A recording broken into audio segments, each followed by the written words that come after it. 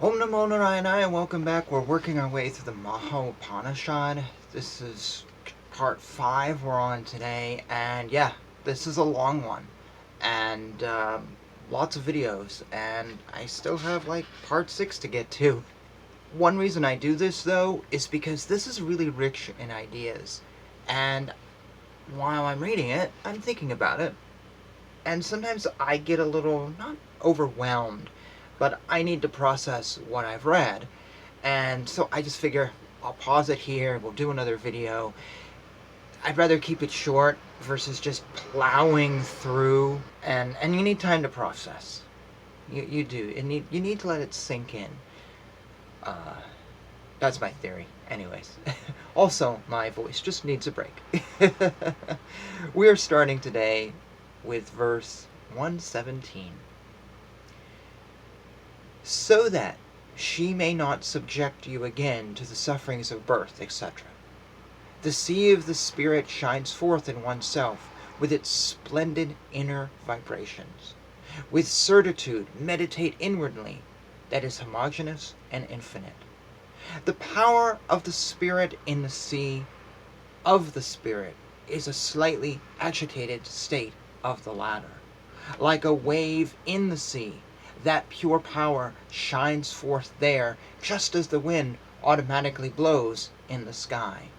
In the same way, the self in itself, by its own power, becomes mobile. That omnipotent deity flashes forth for a moment, whose potencies of space, time, and action are not enhanced by any means, who is preeminently established in her infinitude, being fully conscious of her own essential nature. Uncomprehended, she brings into being a finite form, when that supremely enchanting deity brings forth that finite form. Other ideas, views, names, number, etc. follow her. The individual self, the knower of the field, is the designation of this form of the spirit.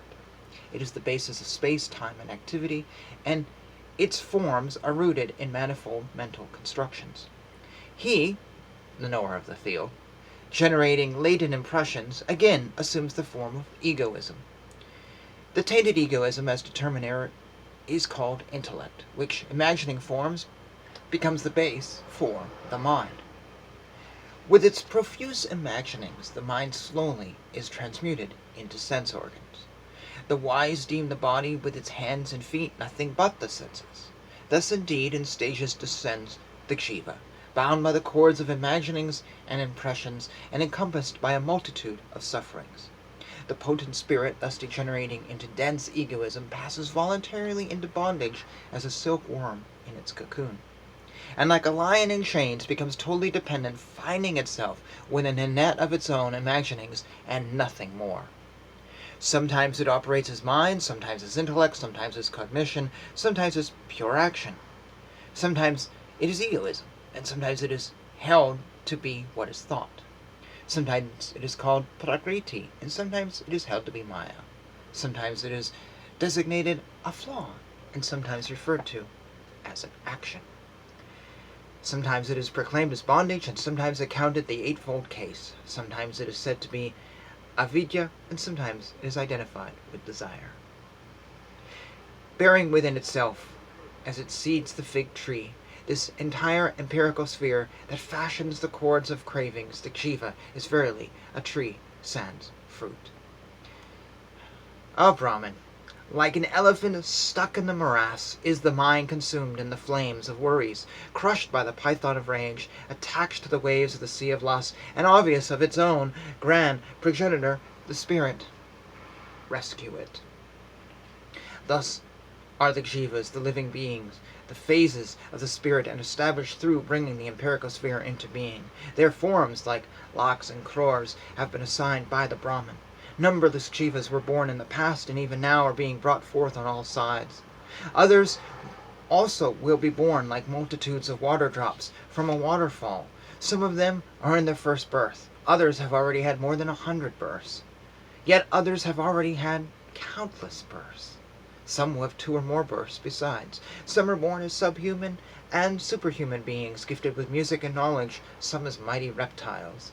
Some of these living beings are to be identified with the sun, the moon, and the Lord of Waters. Others with Shiva, Vishnu, and Brahman. Some divided themselves as Brahmins, Kshatriyas, Vaishyas, and Sudras.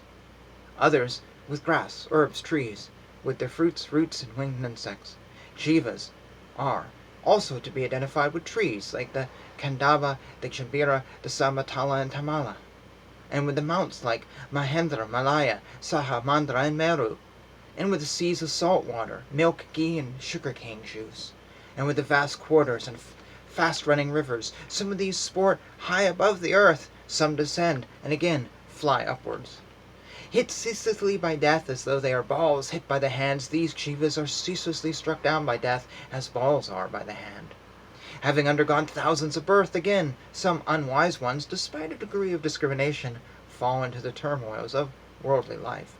The principle of the self, undetermined by space-time, etc., by virtue of its power, just sportively assumes a body, spatial and temporal, possessed of innate tendencies to manifest various orders of living beings. Itself is the supreme lord and the creator that becomes the mind, that is unstable and inclined to construction and dissolution. In the beginning, in a moment, the constructive power of the mind fashions the transparent image of space inclined to its own, as its essence, the seed of sound. Then, becoming dense by the process of gross vibrations, that mind brings forth the vibrations of air inclined to its own seed of touch. Of these two, space and air, the basis of sound and touch, by intense repetitive frictions, is generated, the fire. Then the mind, enriched by these three, including rudimentary form, proceeds to the notion of pure liquidity, and instantaneously becomes aware of the coolness of water, followed by the perception of water. The mind, thus enriched by such attributes, meditates all at once on rudimentary smell. Thence arises the perception of the earth element.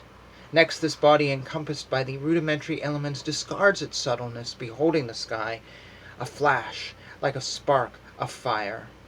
Conjoined to the element of egoism and the seed of the intellect, this bee in the lotus of the elemental heart is now styled the Pruyashtaka. And with that, we will end this part of the Upanishad, leaving ourselves on verse 153. So, reincarnation. Reincarnation with the Jivas. There it is, folks. The reincarnation of the world. Though I've often wondered, Jiva is the soul that all of us have. It's not a reference to like demigods or anything else, right? Because I got a little confused. I was reading this and it's like in the ghee and whatever. I'm like, ghee? We're gonna reincarnate as, I don't know, whatever, like a cup of coffee? And did this reincarnation just become a part of me? And at what point does the coffee... I mean, I got a little confused by that. I thought that Jiva meant that internal soul that we all have. Maybe it doesn't. Maybe it's more like a spirit or something. But again, no. How do you inhabit? I don't know. You can answer that down below in the comments. I would love it if you would.